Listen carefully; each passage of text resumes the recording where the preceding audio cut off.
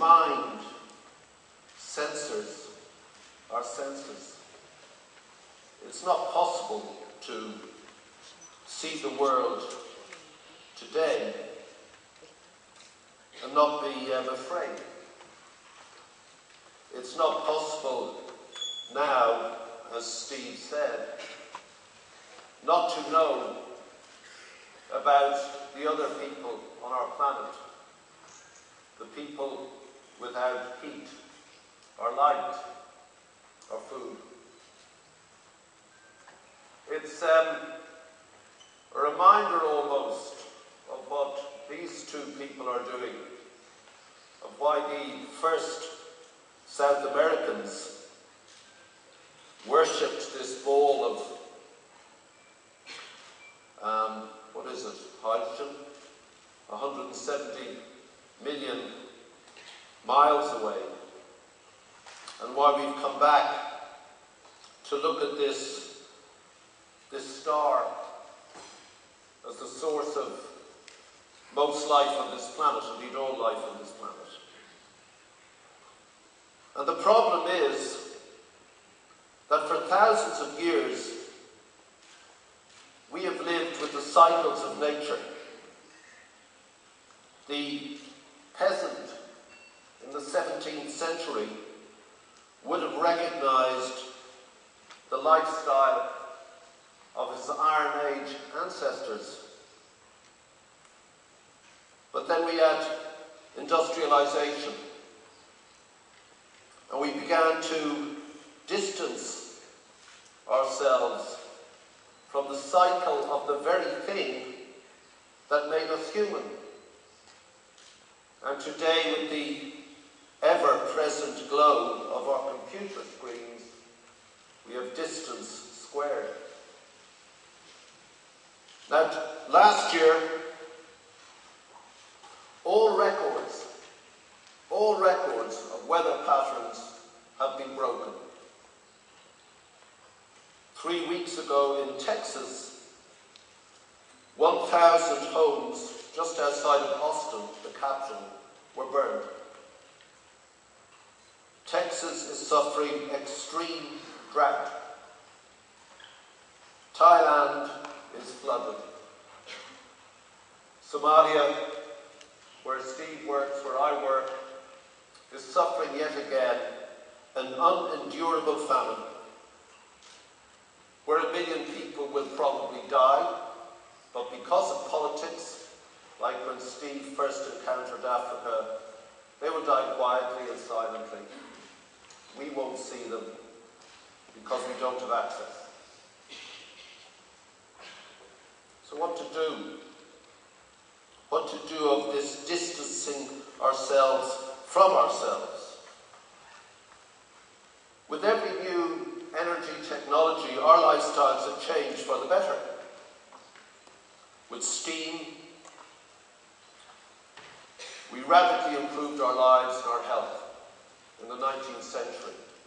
By the mid-20th century, with the internal combustion engine, with electricity, we rapidly improved our lives further, so that today, each American has the equivalent of 100 servants working for them because of these advances in technology. But ladies and gentlemen, it's an asymmetric world when 1/2 of the planet live on less than $1.50 a day. You cannot live on $1.50 a day. It's not possible. When 27% of Brazil lives below the poverty line, when 20% of North Americans are on food stamps, it's not good. So what do we do to address these imbalances? You see, man acts in the needs of the moment. We don't act out of self-interest. We address what is immediate and is what is to ourselves, and we kind of let the future take care of itself. But we have arrived at a perfect storm of complexity. And I'm not sure that the old systems that we humans put in place, beginning with industrialization, can deal with this any longer. And so we need new thinking. And the mechanism for new thought is here. You carry it in your pocket. It's revolutionized Africa, as Steve has suggested. Africa by 2060 will probably have the largest population in the world. Nigeria will have 750 million people. Of the 12 fastest growing economies in the planet, 6 are African. And while we look at the horror of Somalia, in Ethiopia and Kenya, where they have some form of coherent government finally, they can address the infrastructural problems that were not there when he went to Africa and when I went for the first time. So in these two examples, you have a continent being built. This is positive to an extent. Is it sustainable? No. The idea of sustainable growth is an oxymoron. You can't have it. You cannot have infinite growth in a finite planet. We arrived at 7 billion humans. Possibly Steve's little girl in that island was that 7 billionth person. In 1960, there was 1 acre per person to feed. Today, there's half an acre. In China, 1/4 of an acre to grow food for this person. Now, modern technology has disrupted old models of industrialization. My business, the record business, is finished. Publishing is finished. If it disrupts industry, we can use it to disrupt the logics of the past that no longer benefit us. We've seen it already in North Africa. Finally, individuals had a means of communication and expressing their hatred of the systems that kept them mute, that kept them repressed, that didn't allow for individual thinking.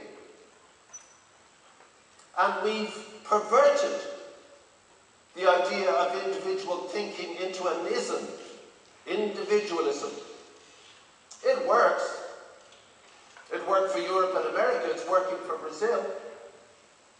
But the paradox of individualism is that it only works when we act in concert, when we act together for the common good. Because we need each other to survive. And we need this tiny world to enable us to live. We inhabit the tiniest possibility of life. Between where we stand now and where we cannot survive is what? 1 mile? That's it. The human extinction fact is ever present. But that doesn't mean that things will continue as before. Except being human, we behave illogically. Sometimes that's fantastic, and sometimes it's criminally stupid.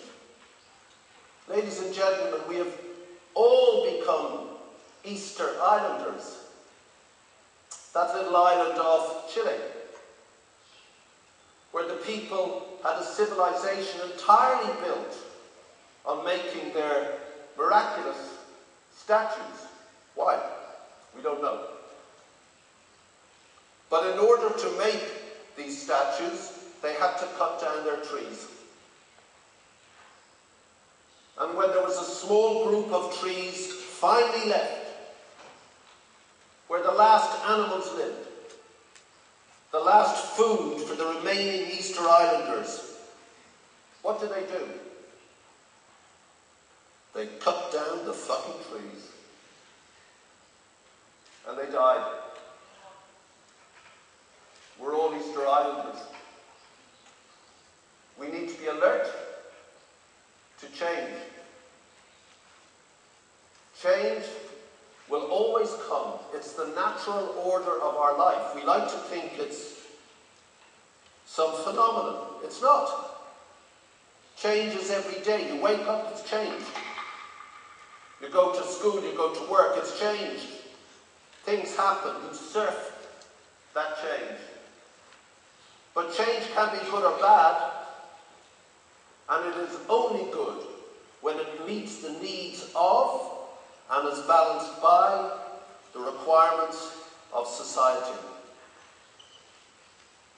Now, he's right. I saw the television one October night in London, and I saw the people that he lives and deals with every day dying unnecessarily. In a word of surplus, we had so engineered nature that we are producing more food than we needed. Unbelievable. And in order to do this, we paid our taxes to subsidize the farmers to produce unnecessary food.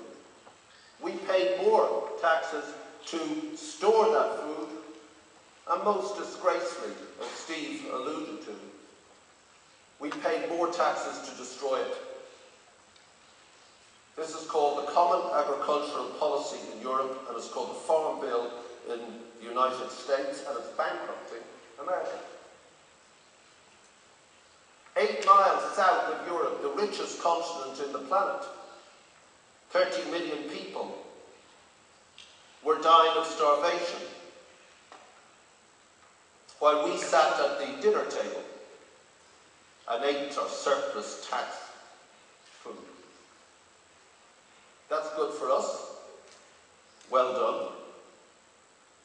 But we reached a point where we could communicate with each other. While he was in Eritrea wondering, why does the world not know about this? Television had become ubiquitous. The first sign of this phenomenon we call globalization. I responded, I'm a pop singer, I have access to the media. I got my friends from 10 years in rock and roll. Some of them were here yesterday, Duran Duran. Some you know, Sting, Bono. To record a song I wrote with another friend of mine from a group called Ultravox, Midjour. I thought it was the most I could do. I could take my ability, my talent, to write tunes, to write songs. And I could match it with that who I was. Because what you can do and what you are different. In 1972, I went with the Greenpeace posts from Vancouver up to the Arctic Circle to stop the Japanese whalers. When I was 13, I started the anti-apartheid movement in South Dublin to stop the South African rugby players from playing in Ireland. When I was 15 and 16, I didn't go home. I just stayed all night working with the homeless in Dublin. I thought that was better. I thought I was able to use stuff I could do, but it can't really stop there. Because at the same time he was teaching in his school, I went to Africa to build the trucks and the stuff that was taking food to Eritrea and Darfur and those places. But I saw that what we were witnessing, the destruction of vast numbers of humans, tiny little scraps of humanity,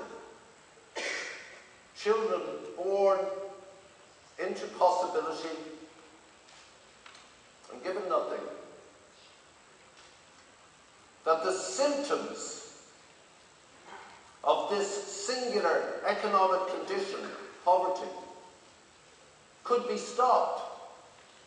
What shocked him and me and him and her was simply the symptoms of this thing. Starvation, lack of education, lack of health, lack of light. These were symptoms of that thing that you are now growing out of. And while we can address those singular issues, and while it's vital to do that, the problem, as always, is not the symptoms ultimately, it's the structures of poverty. And the structures of poverty are political and economic. And so if you want to address the massive problems we have, you must go to the politics of the issue. And while I set up Band-Aid and the Band-Aid Trust, and I'm still chairman of the Band-Aid Trust, and we have spent £5 million over the last few weeks in Somalia. In 1999, Bono and I set up the One campaign, and I'm delighted and proud that Brazil is the 5th largest country with 50,000 members of the One campaign. But the necessity was to create policies and lobby governments for fundamental change, not just aid or charity. Now, charity is critical. People dismiss it. Some middle-class, feel-good activity. No. No, it's not. Charity is where the individual looks at the environmental problems of the world, looks at the human problems of the world, looks at the individual hurt and suffering, says no. And the most that most people can do is put their hand in their pocket, put the dollar, the real, the euro, the pound into a box. It's hard to earn that money, but they do it. And if you don't do it, if you don't see the pain, if you don't see the hunger, if you don't see the darkness, are you dead? Are you not human anymore? If we don't do it, something inside us will wither and die. And if you have the ability to recognize that if 20 people put the dollar in the box, it's great. If 1 million people do it, it's political. That's 1 million votes. Politicians start getting scared. So when we started One, we have 72 people in Washington, 26 in London, 6 in Berlin, 6 in Paris, 4 in Brussels, 10 in Africa. We lobby for policy. We lobby for change. Bill Gates gives us money. Warren Buffett gives us money. George Soros gives us money. And sometimes we have good success. You see, when I did Live Aid, it was when I'd come back from Eritrea and Ethiopia and Sudan. And I saw that the money from Band-Aid was not enough. We had to tell everyone about this. We had to raise a political lobby for change. And as we spoke to everyone through the lingua franca of rock and roll, English is not the language of the world, it's pop music. And we could address 1.8 billion people. That's a lobby. And so I was able to talk to the world leaders. I was able to begin the long march to justice.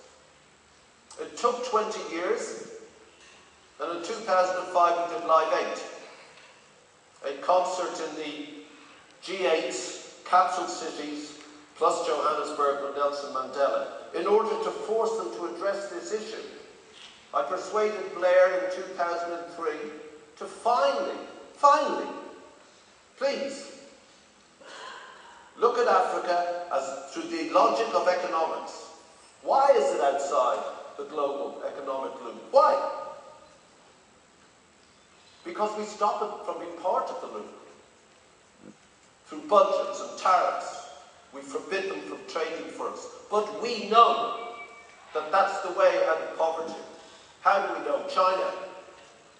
400 million people have been taken out of extreme poverty through Chinese trade.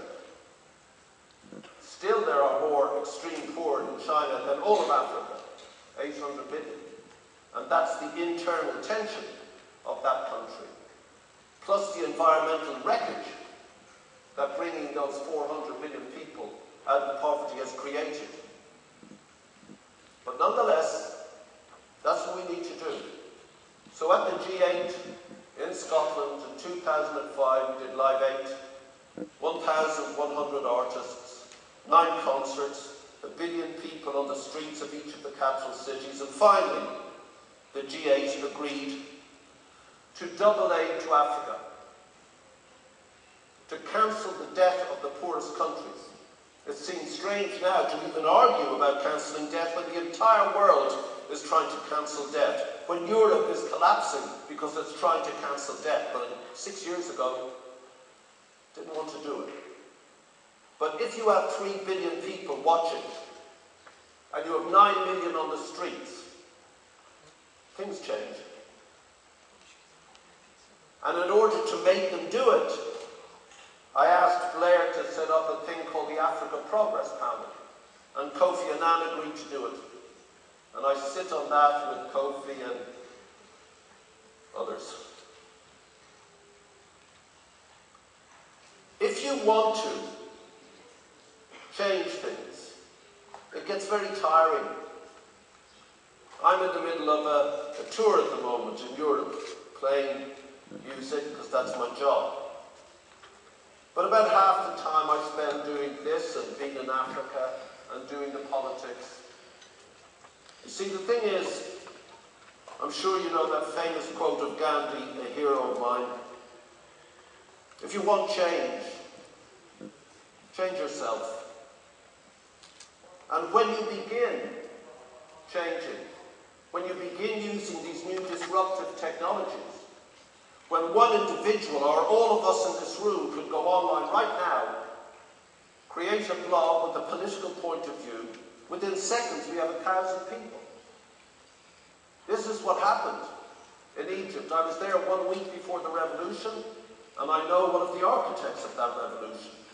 There is an incredible statistic that if 20% of a population have a mobile phone, tyranny will not exist. We don't like it, us humans. The problem with the new technology is that it's entirely modern. So things like the Occupy Wall Street. The problem for the commentators is they say they're not asking for anything, they have no program. Good! This is a new amorphous type of leadership and a hyper-democracy, which the web implies. You don't have to have a program, you just have to be against it. As he said, it's just one person saying no. No about what? No about fucking everything. It doesn't work. Well, what do you want to do? We want you to change it. How? That's your job. And there are people who provide the policies for that. There are individuals who set about changing it by changing themselves and the way they work. That's the nature of it. And that is what has to happen. It is an entirely new world where every single problem is global. Formal power still resides in the nation state at precisely the moment when the nation state is incapable of resolving any issue.